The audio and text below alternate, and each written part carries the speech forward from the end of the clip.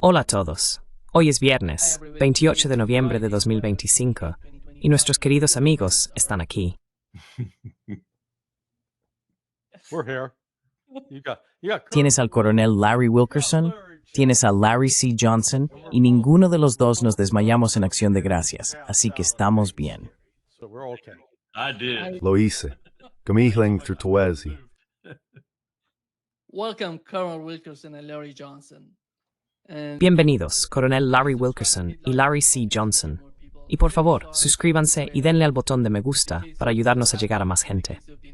Permítanme empezar con el caso del tirador de la Guardia Nacional. Es de Afganistán, tiene 29 años. Llegó a Estados Unidos cuando tenía 25. Antes de eso, durante 11 años, trabajó con Estados Unidos en Afganistán, ayudándolos. Parece que, de algún modo, cooperaba con la CIA cuando tenía 14 años. Viendo lo que ha ocurrido, Larry, ¿cuál es tu comprensión de estas personas? ¿Qué está pasando por sus mentes? ¿Y cómo ves toda la situación de este tiroteo? And how do you see the whole situation with this shooting? Yeah, I hadn't heard the fact that the CIA they started working with the. Vaya, no había oído eso. El hecho de que la CIA empezara a trabajar con él cuando tenía 14 años. Santo cielo. Si eso es cierto, cada oficial de caso de la División de Actividades Especiales que aprobó eso debería ser procesado. Deberían ser despedidos. Quiero decir, estamos hablando de un niño, en realidad un niño en términos de desarrollo mental. El hecho de que formara parte de, llamémoslo por su nombre, un equipo de asesinato. La División de Actividades Especiales de la CIA estaba entrenando el equivalente a un equipo de asesinato. Y los neurólogos te dirán que el cerebro no está completamente desarrollado en chicos y chicas hasta que tienen unos 21 años. Así que estaba en una etapa en la que su cerebro aún se estaba desarrollando y lo estaban entrenando de una manera que no iba a ser beneficiosa, ¿verdad? Trained in a way that is not going to be helpful. The thing I don't understand, the guy lives in the state of Washington. Lo que no entiendo es que el tipo vive en el estado de Washington. ¿Cómo demonios consiguió un arma? Y luego, ¿cómo demonios la llevó a través de Estados Unidos? No creo que haya volado con ella en un avión. Así que quizá condujo, pero aún así volvemos a la pregunta fundamental. ¿De dónde sacó el arma? Porque a los extranjeros no se les permite comprar armas en este país. Y si compras una, a menos que tengas una licencia de porte oculto, en la mayoría de los estados hay un periodo de espera mínimo de 3 días para que el FBI pueda investigarte. Entonces, ¿de dónde la consiguió? ¿Usó un contacto de la CIA o un exagente de la CIA para conseguirla? Quiero decir, hay algunas preguntas realmente inquietantes y sin respuesta sobre esto.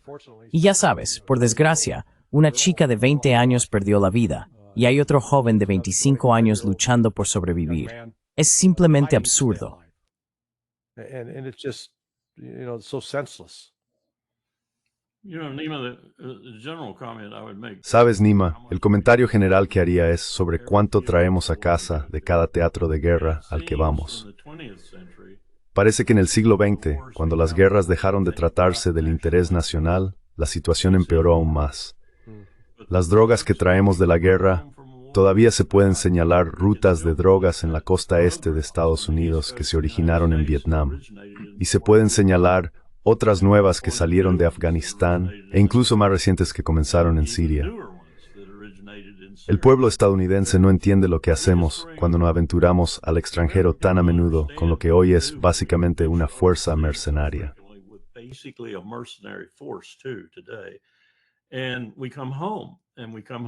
Y volvemos a casa, normalmente no victoriosos. Volvemos con el sombrero en la mano, por así decirlo.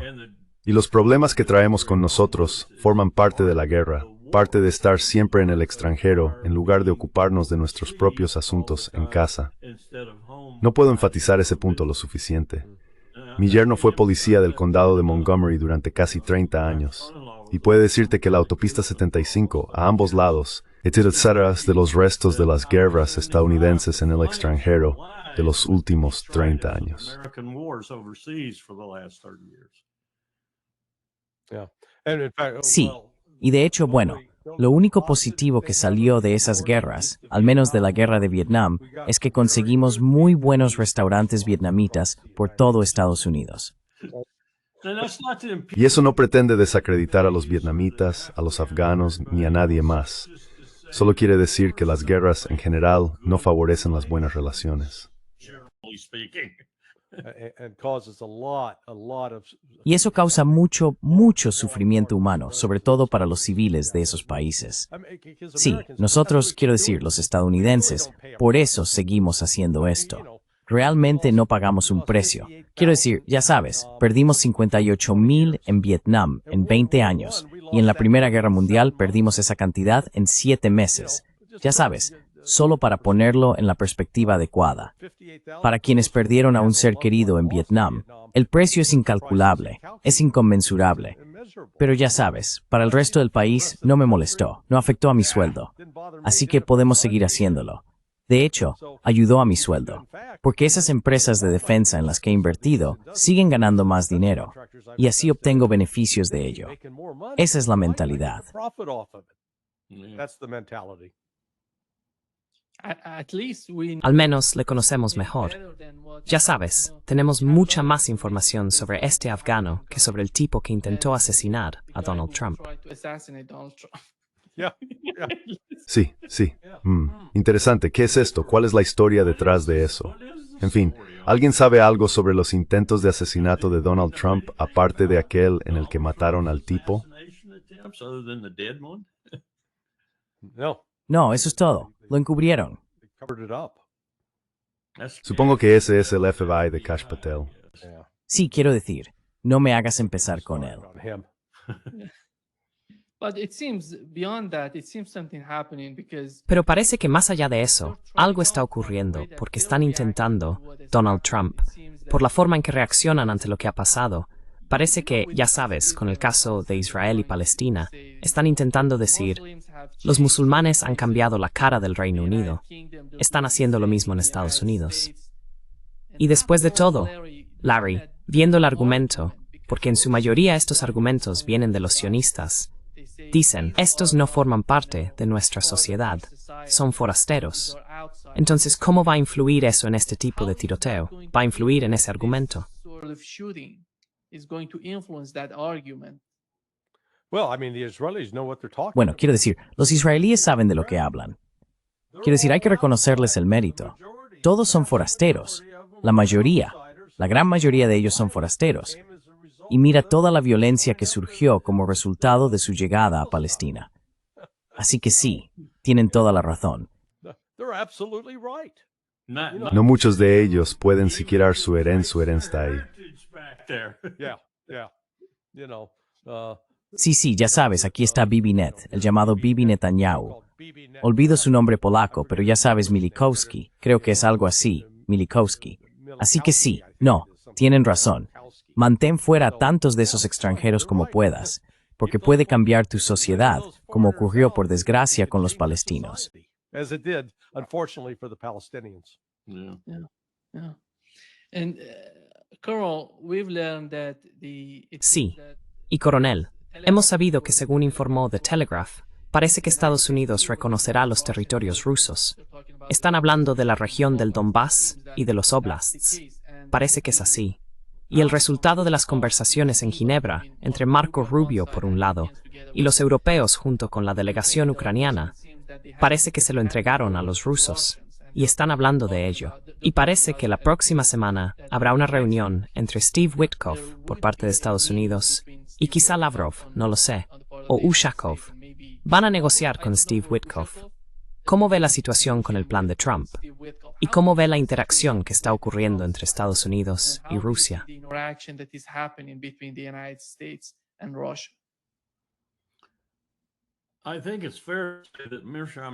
Creo que es justo decir que Mearsheimer tiene razón en términos generales sobre lo que está ocurriendo, y que en realidad se trata simplemente de una codificación de la victoria de Rusia en el campo de batalla. En los márgenes, vamos a intentar, y probablemente los europeos también lo harán, estropearlo de alguna manera, para que parezca que no es eso, o al menos que no lo es demasiado, que no está tan claramente inclinado en esa dirección. Pero no tengo ninguna duda de que Mearsheimer tiene razón, que esto va a perdurar durante mucho tiempo, Y si Rusia decide que esta situación prolongada va a ser contraria a sus intereses, entonces hará más cosas, y probablemente lo hará con una rapidez asombrosa. No sé qué significaría exactamente más, pero puedo imaginar cómo podría ser.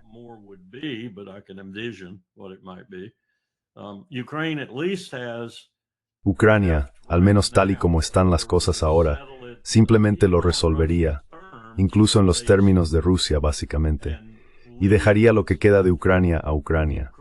Y hasta estamos hablando de que estaría razonablemente gobernada, lo cual es una perspectiva que no me entusiasma en absoluto, porque no creo que sean capaces de hacerlo. No lo digo en un sentido bueno ni malo, simplemente no creo que sean capaces. Entonces, seguiríamos teniendo una guerra latente durante los próximos 10 o 15 años, y va a ser principalmente latente por lo que haga Ucrania, no por lo que haga Rusia. Y es dudoso que Rusia acepte ese tipo de estancamiento que evoluciona con el tiempo, de nuevo de forma anémica para sus intereses. Así que volvería a reactivarse y la terminarían. O quizá prevén eso y la terminan ahora. No creo que estas conversaciones vayan a ningún sitio que los rusos no quieran que vayan. Eso es lo que intento decir.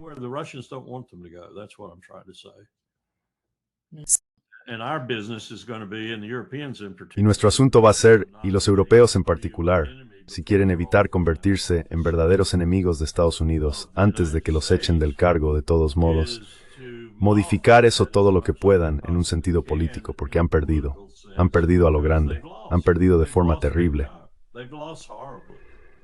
Y es completamente culpa suya, aparte del hecho de que los rusos les dieron una paliza. Han perdido todo lo que intentaban hacer, y esa es una de las razones por las que están tan desesperados por no admitirlo.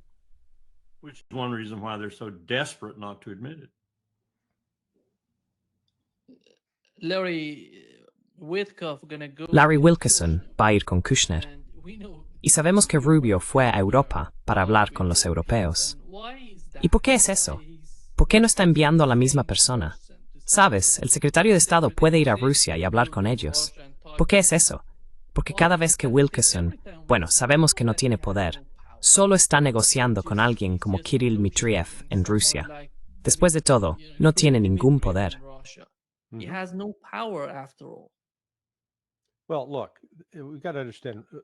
Bueno, mira, tenemos que entender lo que realmente está ocurriendo aquí. Esto es solo teatro político por parte de Occidente. Yo lo llamaría la batalla de Debaltseve con esteroides.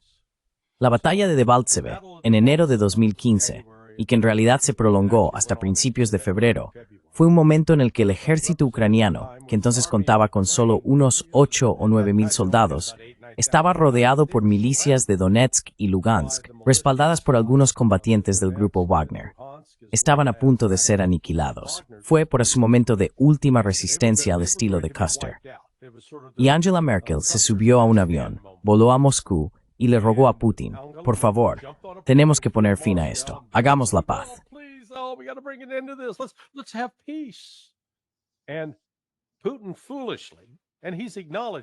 Y Putin, imprudentemente, y él mismo lo ha reconocido desde entonces, cometió un error, creyó en Occidente. Estaban François Hollande, el presidente de Francia, y Angela Merkel. Estados Unidos decía, sí, hagámoslo, ya sabes. Barack Obama con Joe Biden. Y Lukashenko, el presidente de Bielorrusia, acogió las negociaciones. Finalmente firmaron Minsk II. Eso fue en 2015. Y solo 7 años después, en diciembre, Angela Merkel y François Hollande admitieron que todo había sido un engaño. Estaba diseñado para ganar más tiempo para que Ucrania pudiera rearmarse, reequiparse, reacondicionarse, reclutar y reconstruir su ejército para poder volver a enfrentarse a Rusia. De eso trata exactamente todo esto ahora.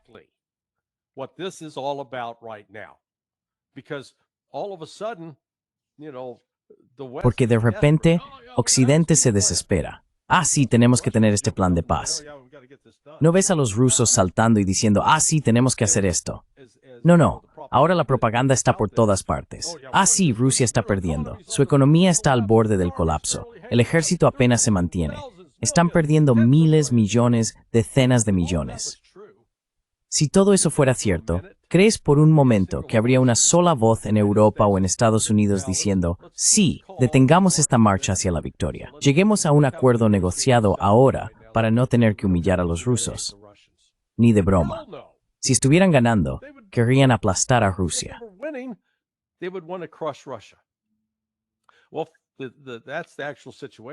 Bueno, esa es la situación real. Rusia ahora está ganando de forma tan decisiva que Occidente está en pánico por detenerla. Y entonces Trump, ellos idean este plan, que en realidad no es un plan. Tienen 28 puntos de discusión que son tan ridículos, y los europeos lo hicieron aún más ridículo. Mi favorito es cuando los europeos dicen, sí, el ejército de Ucrania debería tener 800,000 hombres. Bien, piensa en esto un momento.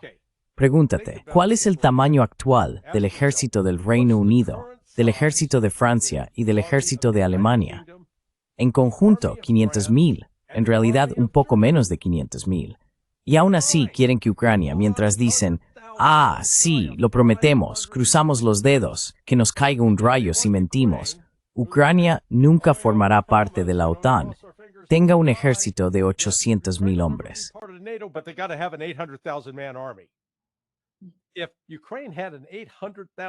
Si Ucrania tuviera un ejército de 800,000 hombres y fuera un miembro de facto de la OTAN, como lo ha sido desde 1995, eso la convertiría en el segundo ejército más grande de la alianza, solo superado por Estados Unidos. Habría superado a Turquía, que cuenta con unas fuerzas armadas de unos 320,000 efectivos. Ahora bien, esto demuestra lo desconectado de la realidad que está todo esto. Porque si retrocedemos a marzo de 2022, cuando los rusos y los ucranianos realmente negociaron y alcanzaron un acuerdo provisional, los rusos aceptaron, sí, Ucrania, puedes tener un ejército de 85,000. No, Ucrania lo aceptó entonces. Pero ahora llegan los europeos. El plan de Estados Unidos, el plan de Trump, era de 600,000. Aún así, 600,000 es más que Francia, Alemania y el Reino Unido juntos. Piénsalo.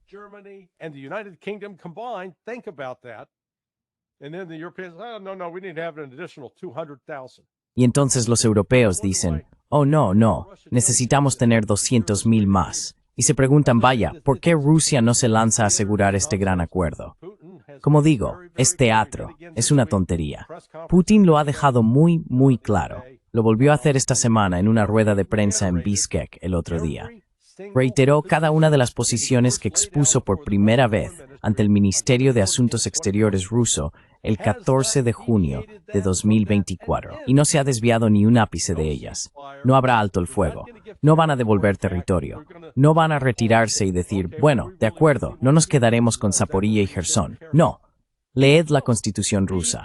Esas dos zonas de territorio son ahora parte permanente de Rusia, y Vladimir Putin no tiene ni la autoridad legal ni el poder político para devolverlas.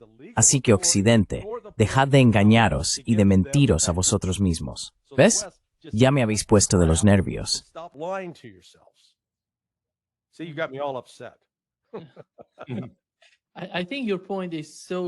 Creo que tu punto es muy importante, Carl, el punto que mencionó Larry, porque el tamaño del ejército debería ser proporcional a la población del país.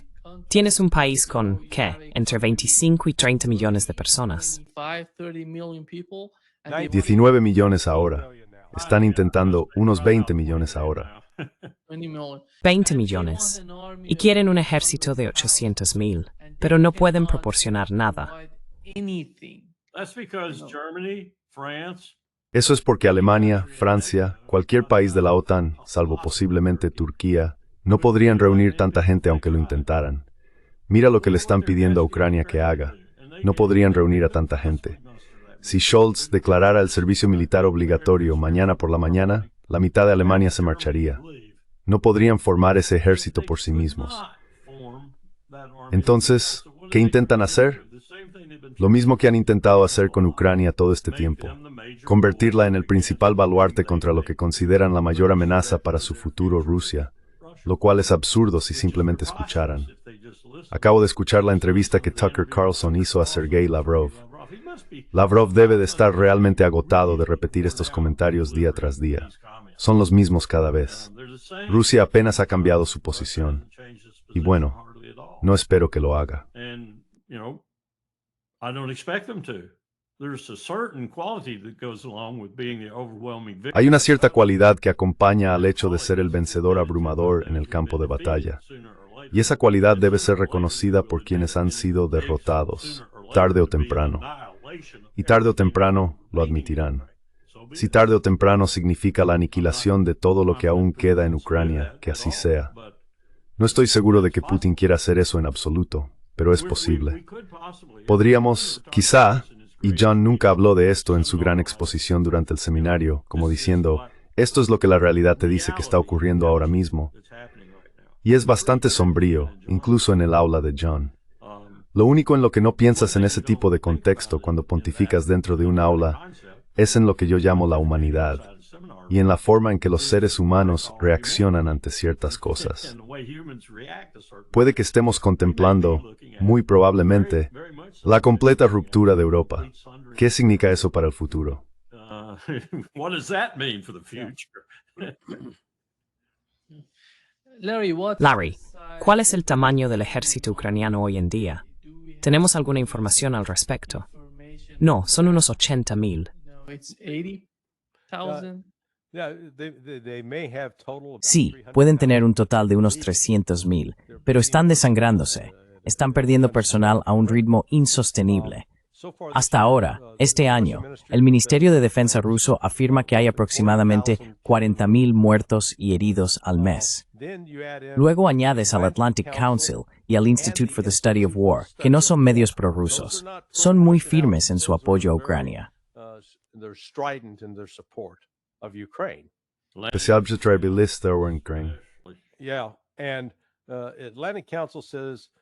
Sí, y el Consejo Atlántico dice que Ucrania está perdiendo unos 20,000 soldados al mes por deserción. El Instituto para el Estudio de la Guerra, Kagan, Victoria Nuland, ese grupo, Jack Keane, dice 40,000. El número real de reclutas mensuales ronda los 17,000. Tal vez algunos de los heridos vuelvan al servicio, posiblemente otros 13,000. Pero haz las cuentas, si entran 30,000, pero pierden entre 60,000 y 80,000, eso no es sostenible. Están perdiendo al menos 30,000 netos al mes. Piénsalo en términos de los ingresos de tu propio hogar.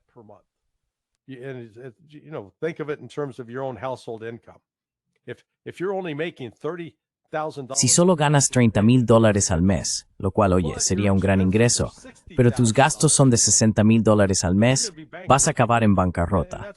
Y ahí es a donde se dirige Ucrania. Y vuelvo a esto. Esa es la razón por la que viste el giro repentino de la administración Trump al decir, oye, pongamos en marcha la paz. Demos una oportunidad a la paz. Porque saben que la situación militar de Ucrania es desesperada. Y a pesar de eso, acabo de hablar con Danny Davis. Lo entrevistaron antes. Tuvo un debate con el general Ben Hodges. Así que voy a tener que ir a por una gran bolsa de palomitas para eso, porque Mario Naufal, ya sabes, fue quien lo organizó y moderó.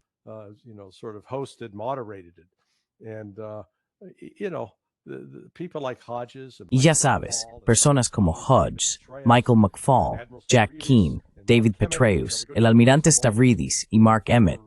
Si repasas la lista de todos esos antiguos generales y almirantes estadounidenses, siguen difundiendo las mentiras más absurdas sobre el conflicto en Ucrania, sin reconocer lo drástico que ha sido el giro en la situación militar. Y en el frente de las ratas que abandonan el barco que se hunde, acabamos de recibir hoy la noticia de que Andrei Yermak, el Rasputín detrás de Zelensky, su antiguo representante y productor de cine, ahora su principal responsable de seguridad, jefe de gabinete, se ha ido. Sí.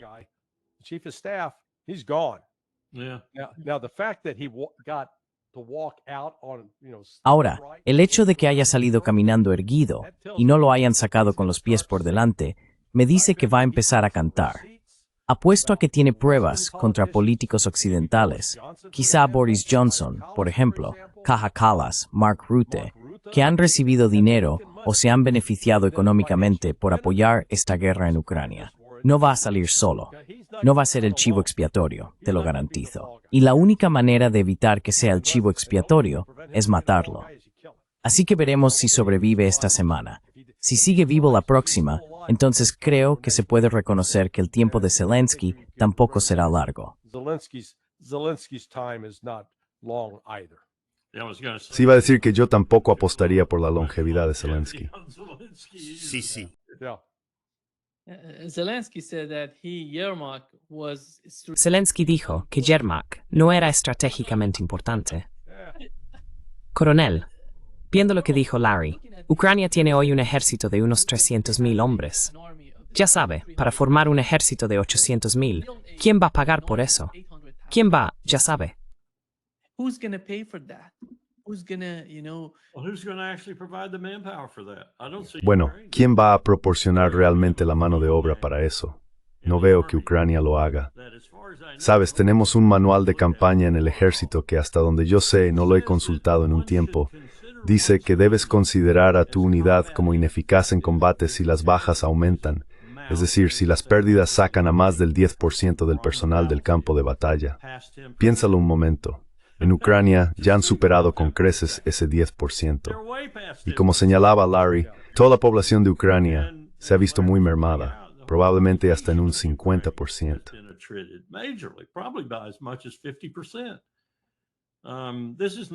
Este no es un país que esté haciendo otra cosa que ir cuesta abajo, y cada hora que pasa se hunde más rápidamente.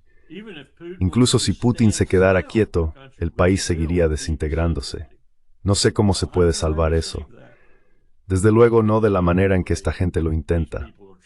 Y lo intentan, como decía Larry, porque algunos de ellos están cobrando. Creo que eso también es cierto para esos oficiales generales. Lo vi durante la guerra de Irak. Muchos de esos tipos, yo creo que tenían el trío diciendo tonterías, sacaban provecho, tío. Ese es estar brez. They're making money off of it, so they, you know. Well, and the other thing to look at is with the Russian Bueno, advances- lo otro que hay que observar son los avances rusos en Gerson y Zaporilla. Eso está en el extremo sur del río Dnieper. Creo que ahora mismo tienen un control efectivo sobre cualquier tráfico que baje por ese río. Me preguntaba, ¿qué porcentaje del PIB y de la economía de Ucrania depende de los envíos que circulan por ese río? La respuesta es aproximadamente un 60%. Así que Rusia va a estar, o puede que ya esté, en posición de estrangular todo el tráfico marítimo que desciende por el Dnieper. En última instancia, el río desemboca en un puerto del Mar Negro, como Odessa o algunos otros, y desde allí se envía a Europa y a lugares de todo el mundo. Si no se ha secado ya, se va a secar. Y esa es la otra cuestión. Rusia no tiene que matar a nadie con una bomba ni dispararle en la cabeza. Solo tiene que detener el tráfico fluvial. Muy sencillo. Just stop the river traffic. Yeah. Real simple. as I understand it, Colonel, Según lo entiendo, coronel, ¿qué tiene Rusia en mente respecto a Ucrania después de cualquier acuerdo? ¿Están pensando en un estado neutral, algo parecido a Austria o como Suecia y Finlandia antes de que se unieran a la OTAN? Fíjese en el tamaño de los ejércitos de esos países. No quieren luchar contra nadie, solo mantienen la seguridad y la cohesión del país. De verdad, es tan difícil para los europeos entender que Ucrania debería avanzar en esa dirección. should go in that direction. You're asking me to supply you with. Me estás pidiendo que te dé respuestas sobre la psicosis de personas como Macron y Starmer y de muchos otros. No puedo hacerlo. Según todos los criterios que conozco, militares y de otro tipo, se han adentrado, se han lanzado, se han colocado intencionadamente en medio de una gran derrota que ahora es estratégica. ¿Cómo lo hicieron? ¿Y por qué lo hicieron? ¿Y con qué propósito perseveran en ello, en lugar de apartarse? Lo único que puedo decirte es esto. Una de las mayores tendencias de los comandantes militares en particular, pero también de los civiles que los respaldan a lo largo de la historia, es reforzar el fracaso estratégico en lugar de apartarse de él e intentar otra cosa. Y eso es lo que están haciendo. Lo están haciendo colectivamente. Simplemente no saben cómo detenerse. Y como insinuó Larry, y como yo mismo he dicho, algunos de ellos están ganando mucho dinero por no detenerse.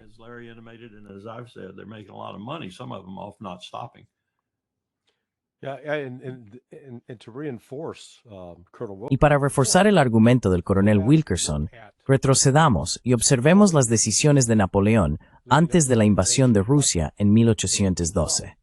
Comenzaron con un ejército de unos 650,000 hombres. Había hecho mucha planificación logística, almacenó comida y suministros, calculó lo que iban a necesitar. Pero una vez que entraron en Rusia, o en Bielorrusia y partes de Ucrania, empezaron a perder. En 2 o 3 semanas habían perdido unos 150,000 soldados, a causa de enfermedades, hambre, falta de suministros, deserciones y demás. Algunos de los generales a su alrededor decían, quizá deberíamos replantearnos esto. Pero él respondió, no, vamos a seguir adelante, vamos a ganar.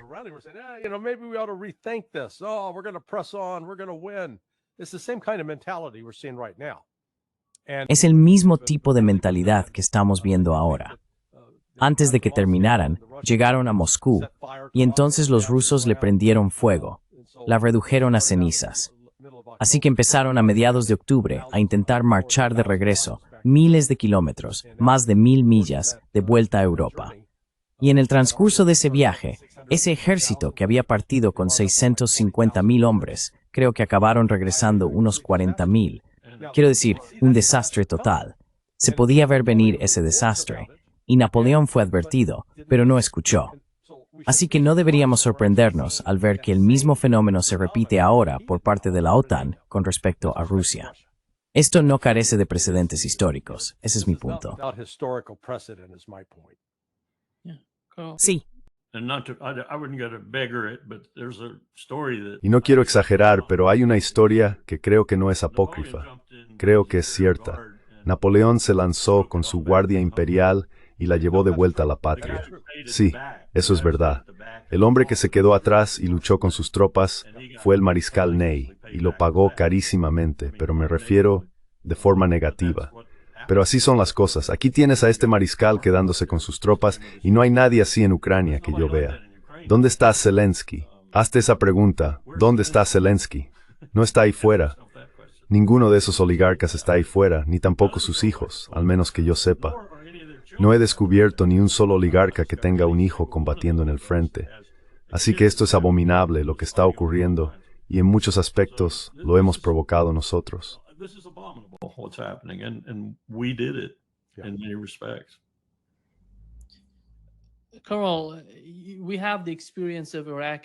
Coronel, tenemos la experiencia de Irak y Afganistán.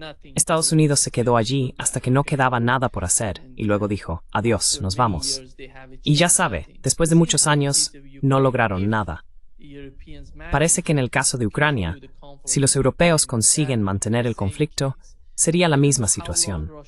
No sé durante cuánto tiempo Rusia hoy, si Ucrania decidiera hacer algo para poner fin al conflicto, estaría dispuesta a ayudar a Ucrania en el futuro, porque quieren un gobierno amigo allí.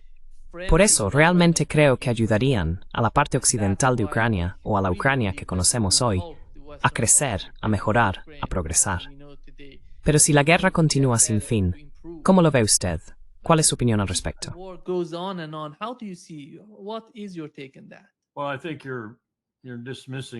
Bueno, creo que estás pasando por alto algunos de los peores aspectos de una guerra como esta.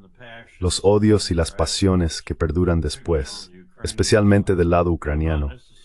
Y no me refiero necesariamente a las personas que no están luchando, los oligarcas y otros que solo se han enriquecido.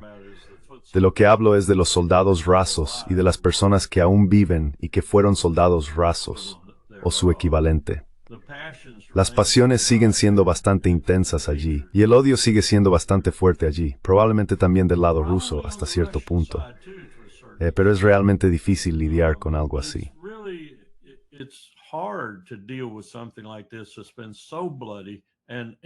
Ha sido tan sangriento y al final tan unilateral que salir de ello con una especie de, ya sabes, ese sentimiento de kumbaya, como dices, simplemente no hay sentimientos de kumbaya disponibles en el campo de batalla al final. Lo mejor que pueden hacer, creo, es llegar a algún tipo de acuerdo que no empeore esas tensiones, en lugar de lo contrario. Y no sé si lo harán, porque los europeos van a contribuir a agravarlas por todo lo que puedo ver. Van a seguir haciendo que el dinero llegue de forma clandestina si es necesario, Van a seguir haciendo que las armas lleguen de forma clandestina si es necesario, si no abiertamente.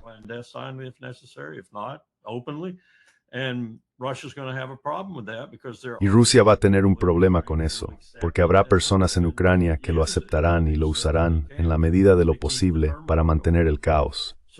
Así que al final del día, si yo fuera alguien que asesora al comandante militar ruso o que intenta averiguar cómo poner fin a esto, cómo cerrarlo, diría lo mismo que acaba de decir Larry. Diría, Katie, atranca la puerta, terminémoslo, derrotémoslos por completo y sin contemplaciones. La gente sigue preguntando, ¿cómo hicisteis esas cosas en Corea? ¿Cómo hicisteis esas cosas en la Segunda Guerra Mundial? Destrozamos al enemigo. Los golpeamos tan duramente que ni siquiera pudieron protestar.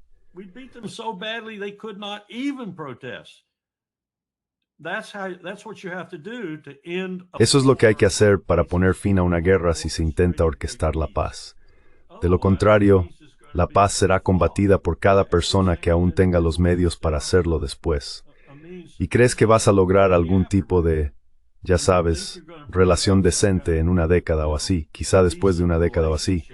Pero va a ser muy difícil, muy difícil. La sed de sangre está desatada y va a permanecer así durante un tiempo. Y con esos nazis en Ucrania, creo que va a quedarse así por un periodo interminable, a menos que haya alguna forma de entrar allí y eliminarlos en la medida de lo posible.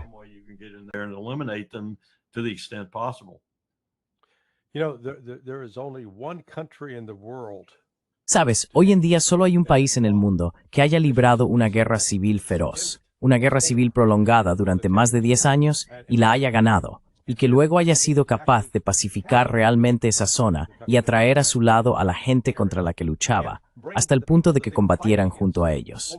Y ese país sería Rusia.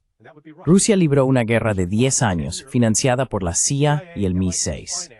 Una guerra brutal. Una guerra brutal. ¿Y cómo lo sé? ¿O cuáles eran los sentimientos al respecto? Pues hablé con el general Avdi Alaudinov, un checheno que vivió aquello.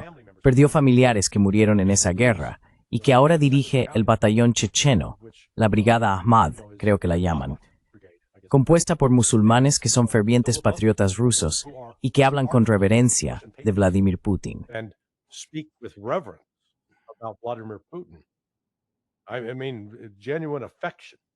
Quiero decir, afecto genuino con respecto a Putin. Así que, como dije, el coronel Larry Wilkerson tiene toda la razón sobre el tipo de problemas que pueden generar estas guerras. Pero Rusia es, hasta donde yo sé, el único país que realmente ha encontrado una manera de intentar solucionarlo y que al menos puede señalar con éxito. Hemos estado allí, lo hemos hecho, tenemos la camiseta y conseguimos arreglarlo.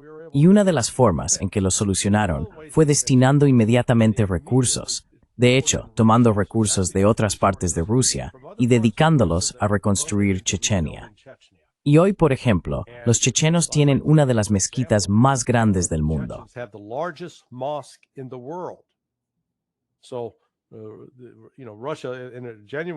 Así que ya sabes, Rusia realmente respaldó sus palabras con hechos. Si hay algún país, algún gobierno, que tenga la historia y el potencial para pacificar Ucrania al final de esta guerra, creo que Rusia es capaz de hacerlo.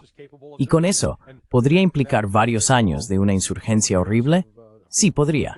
Rusia ya lo ha hecho antes. Quiero decir, tienen la experiencia, pero también saben qué hacer después. Y ya sabes, no subestimaría la capacidad de los rusos para soportar cierto sufrimiento con el fin de alcanzar finalmente su objetivo.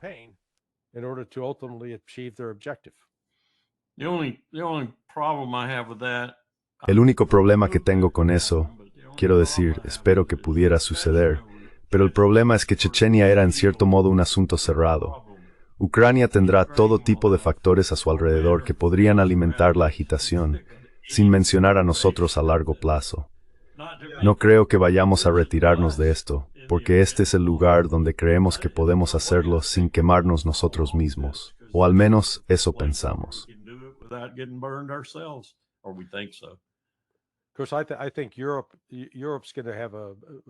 Por supuesto, creo que Europa va a tener bastantes problemas después de haber incendiado su propia casa.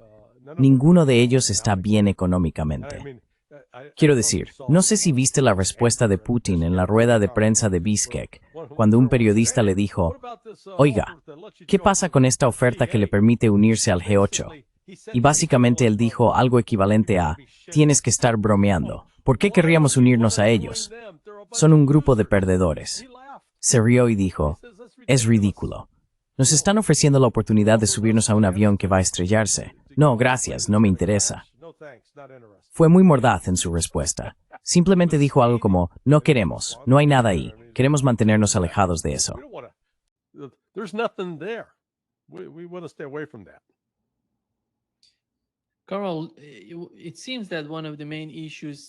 Carl, parece que uno de los principales problemas sigue siendo la central nuclear de Zaporilla. ¿Qué opinas al respecto? Va a ser uno de los puntos clave en las negociaciones.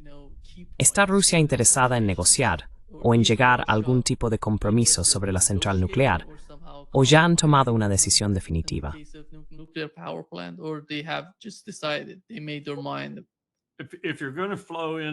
Si vas a adoptar la valoración más optimista que Larry acaba de dar, y me encantaría que eso ocurriera, entonces tienes que hablar de cómo vas a compartir las fuentes de energía y de cómo vas a hacer que sean beneficiosas para ambas partes, creo yo. Así que, una vez que la hostilidad se calme un poco, y una vez que la responsabilidad sea firme y esté generando la energía que debería generar de una manera segura y normal, por así decirlo, entonces debería compartirse. Y debería compartirse a ambos lados de la línea, sea cual sea la maldita valla que acabe existiendo, sea cual sea la cosa de la que hablemos cuando nos refiramos a dividir la Ucrania neutral. Una Ucrania no miembro de la OTAN, no patrocinada por las potencias europeas, Ucrania y Rusia.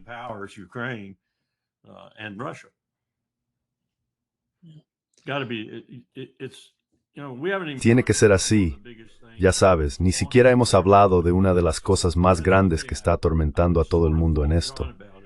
Y eso es algo por lo que, en cierto modo, culpo a John en su conferencia. Estoy metiéndome con John esta mañana, pero fue una conferencia realmente buena.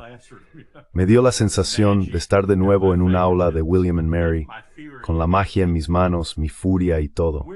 Ni siquiera estamos mirando lo que está ocurriendo ahora mismo en el mundo, en tiempo real, con respecto a la crisis climática. Se está volviendo muy grave. Acabamos de superar el límite, por así decirlo, en el aumento de la temperatura en grados Fahrenheit, más allá del cual no hay retorno. Vamos a empezar a sufrir de verdad. Yo ya no estaré cuando llegue mediados de siglo y golpee el verdadero meollo del asunto.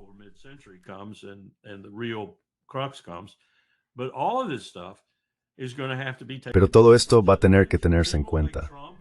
Personas como Trump, que dicen que la crisis climática es un engaño, tienen que irse. Tenemos que deshacernos de ellas. Y tenemos que empezar a hacer lo necesario para convertir lo que contamina de forma colosal en algo que contamine mínimamente y después en algo que no contamine en absoluto, o lo más cerca posible de ello. En Zaporilla y otros lugares, en su momento no era un gran partidario de la energía nuclear, en parte porque todos los científicos me decían que era demasiado cara. Pero estamos llegando a un punto en el que probablemente podamos hacerlo por alrededor del 50% del coste que tenía antes. Es un complejo antiguo, por así decirlo, pero tiene que formar parte de la transición hacia el futuro.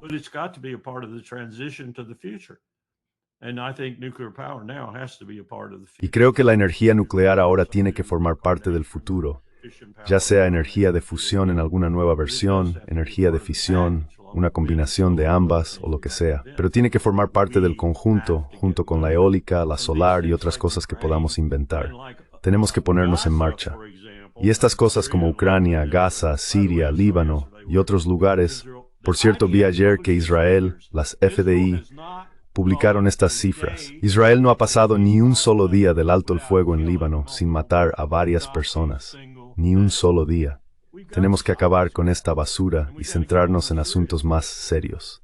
Es solo un símbolo de eso. Tiene que haber cooperación.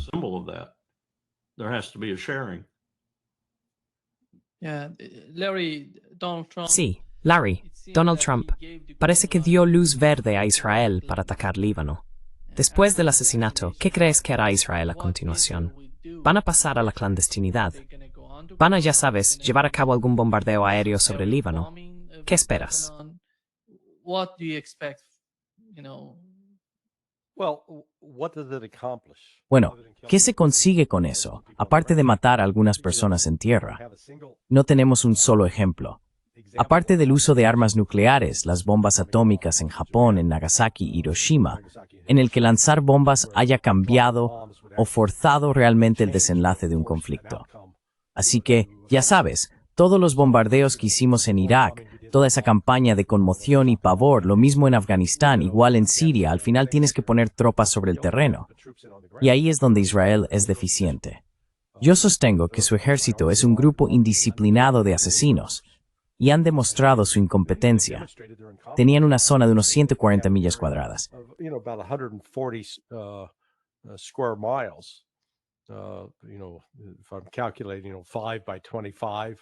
Sabes, si hago el cálculo, 5 por 25, más o menos, en Gaza, durante un periodo de 2 años, no pudieron realmente tomar el control, pacificarla, ni derrotar a una fuerza insurgente. Fracasaron. Todo lo que pudieron hacer fue crear un montón de escombros, dejar a la gente sin hogar, matar a muchos civiles. Pero ya sabes, la fuerza militar se supone que es solo un componente de la política en sentido amplio. Una vez que termina la lucha, puedes seguir con la tarea de gobernar. Lo que significa, puedes recoger la basura, restablecer los servicios públicos, el agua, el alcantarillado, encender las luces, mantener la electricidad funcionando. Turn on the lights, keep electricity running, just some basic things. Or, in other words, Ya sabes, solo algunas cosas básicas, o en otras palabras, simplemente prolongar el sufrimiento. Israel es muy bueno prolongando el sufrimiento. Pero ya sabes, la idea de que van a entrar en Líbano otra vez, ya lo han hecho antes, y siempre acaban siendo expulsados, al final. Porque ya sabes, en particular Hezbollah, no está buscando provocar una pelea ahora mismo. Pero si los atacan, responderán y causarán daño a los israelíes. Los israelíes causarán daño a Hezbollah. Pero imagine pacífico. But it doesn't bring it to a peaceful end. So Israel right now it's shedding population. Así que Israel está perdiendo población en este momento. Su economía no va bien. Hay un número elevado de reservistas con un trastorno de estrés postraumático grave. Ya sabes, no hay ningún aspecto positivo. Así que sí, ¿seguirán haciendo esto? Sí, probablemente.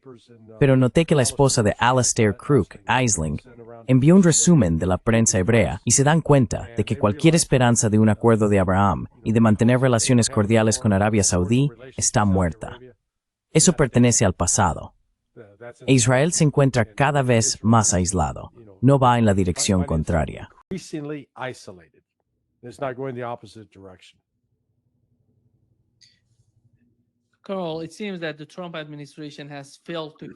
Carl, parece que la administración Trump no ha logrado convencer al gobierno del Líbano de que se oponga a Hezbollah, de que desarme a Hezbollah.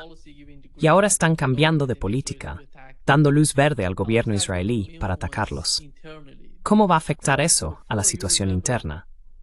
Porque si recuerdas, antes de aquella guerra sobre el terreno entre Hezbollah y los israelíes en el sur del Líbano, no había un gobierno que funcionara allí. Ahora sí hay un gobierno, y han estado intentando cooperar con Occidente, mantenerse vinculados a él. Entonces, ¿cómo va eso? ¿Cómo ves que eso beneficia a alguien? ¿Crees que al obligar al gobierno libanés a reaccionar ante lo que ocurra en caso de una intervención israelí, eso va a ayudar a la posición de Estados Unidos y a lo que intentan lograr en el Líbano?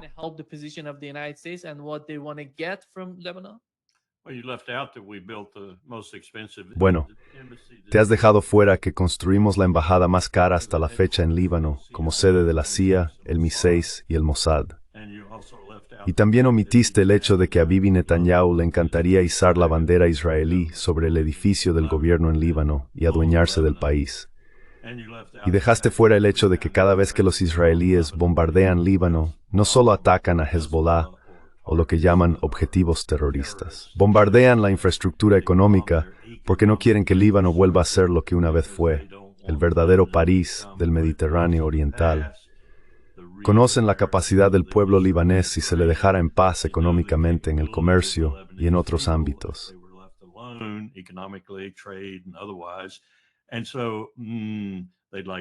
Así que quieren destruir el Líbano, o al menos mantenerlo en un nivel en el que no pueda ser una potencia económica productiva, en el que no pueda explotar el gas, el petróleo y otros recursos que han encontrado legítimamente en la parte del Mediterráneo que les pertenece. Ah, y por cierto, Israel también se ha apoderado de todo lo que tenía Gaza. Y no olvides que Israel va a la guerra con Irán. Y si vas a ir a la guerra con Irán, también podrías eliminar a Hezbollah. Así que sí, creo que Netanyahu sigue montado en el mismo caballo de guerra de siempre. Y no creo que Donald Trump esté en ningún otro sitio que no sea en la grupa de ese caballo con él.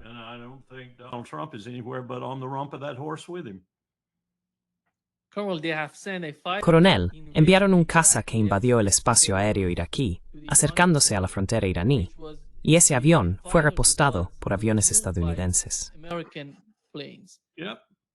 Sí, es dat goede towing Thor kan brengen per Thor's mass sakes. Dit dik twer we waste daar in is sur de both. Larry, se están preparando para la guerra. ¿Esa es una señal de una guerra entre Israel e Irán, en tu opinión?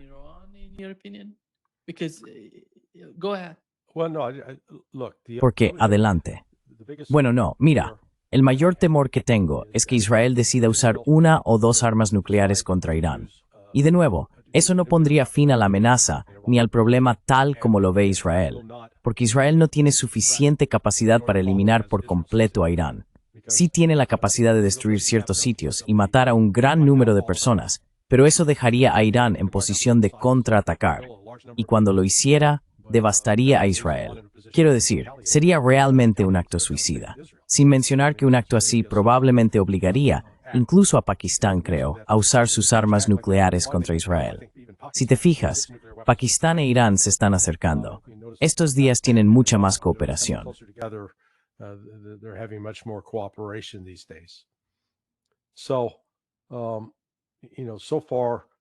Así que, ya sabes, hasta ahora la amenaza de atacar a Irán ha sido, creo, algo que está en la lista de deseos de los israelíes, como la lista de un niño que quiere un pony por Navidad.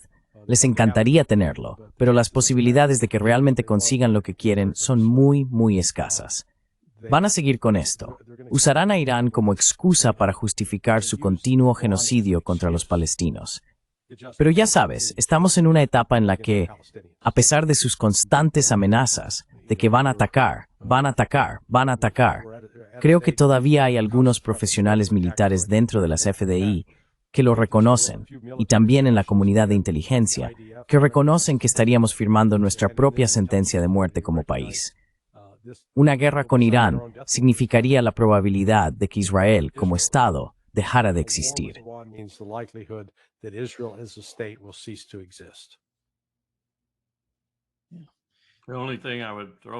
Lo único que añadiría a eso es que el Estado de Israel va a dejar de existir.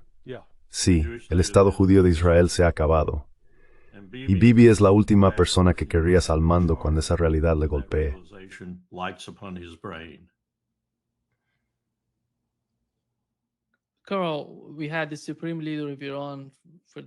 Carl, tuvimos al líder supremo de Irán que por primera vez se refirió a la guerra entre Irán e Israel, la guerra de 12 días.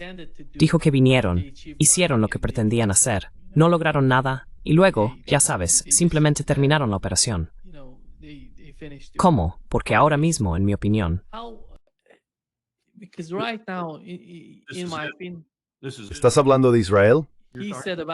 dijo sobre Israel y Estados Unidos. Nos atacaron, hicieron todo lo que quisieron, pero no pudieron lograr nada.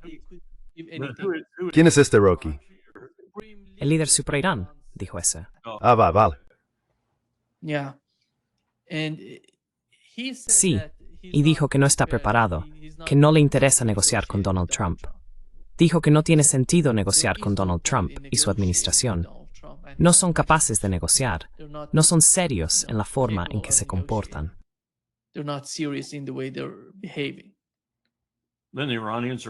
Entonces, los iraníes por fin están despertando y dándose cuenta de la realidad. Entienden hasta qué punto el imperio es pérfido. Estoy de acuerdo con él. Yo no volvería a negociar con nosotros bajo ninguna circunstancia, probablemente salvo, ya sabes, si tuviera al ayatolá con una navaja en el cuello, entonces quizá negociaría.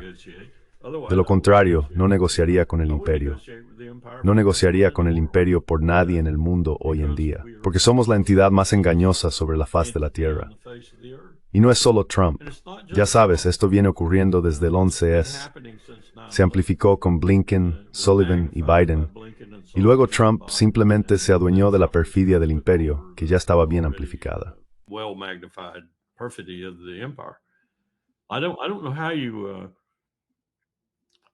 No sé cómo pueden salir de eso los iraníes, sin embargo. Ahora mismo están afectados, como sabes, por una sequía enorme en la parte sur del país. Probablemente ni siquiera haya suficiente agua para que todos beban. No hay una solución real y nadie les está ayudando con ello. Debería haber gente ayudándoles con esa situación. Y como mínimo o como máximo, nosotros deberíamos estar ayudándoles. Igual que no estamos ayudando a otras personas en el mundo, como a Cuba con las víctimas de Melissa. No sé qué decir. Creo que van a atacar. No estoy de acuerdo con Larry en eso. Creo que van a atacar a Irán. Creo que Israel va a atacar a Irán.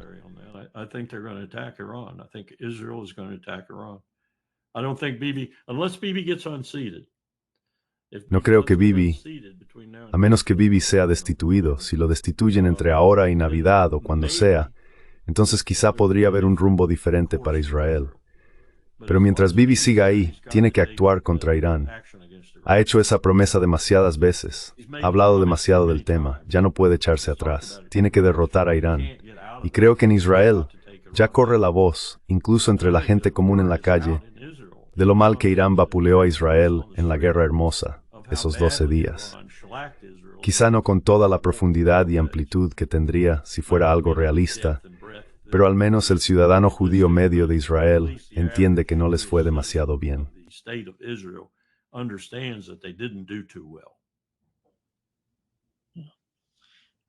Larry, ¿quieres añadir algo antes de que terminemos? La clave en esto será Estados Unidos. Si Trump cumple sus amenazas, lo que se ha informado que va a deshacerse de Susie Wiles y Pam Bondi, puede que esté dándose cuenta de que su postura pro-israelí le ha perjudicado y que intentará volver hacia el centro. Pero si no es así, nos espera un difícil 2026. Hay tantos problemas que son exactamente lo que dijo Larry. Quiero decir, el imperio puede estar disminuyendo, pero sigue siendo clave en muchos de los problemas del mundo actual. Y si Trump de repente viera la luz, por así decirlo, podría marcar una gran diferencia.